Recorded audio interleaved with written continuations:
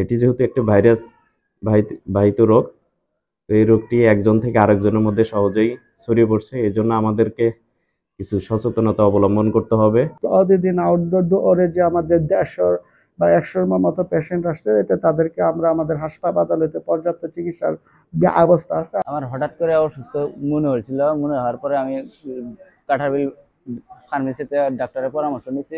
অনেকে আপনার সমাধান হয়নি, না হতে আমি দেয়ানগঞ্জ স্বাস্থ্য কমপ্লেক্সে ডাক্তারের চিকিৎসাধীন আছে।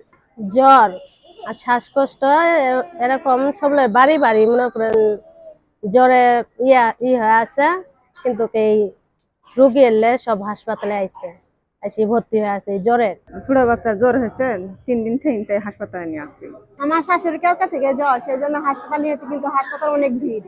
এখন আমাদের প্রতিদিন আউটডোরে প্রায় 100 থেকে 150 যে জ্বরের যে পেশেন্ট আসতেছে, এবং আমাদের প্রায় 31টা যে কমিউনিটি ক্লিনিক আছে। প্রতিটা ক্লিনিকে এভারেজ যদি 10-15 জনের যে করে হয়, আরো 300 থেকে 350 অ্যাড হয়ে যা আছে, মানে টোটাল উপর যে আলাতে পার ডে প্রায় 400 থেকে 500 জ্বরের পেশেন্ট আসতেছে। তবে জ্বরের অনেকগুলো কারণ হইতে থাকে, তো একটা নির্দিষ্ট হচ্ছে কারণে যে জ্বর হয়েছে তা না, বাট এখন যে ভাইরাল এবং ব্যাকটেরিয়াল যে জ্বরগুলো বেশি হচ্ছে।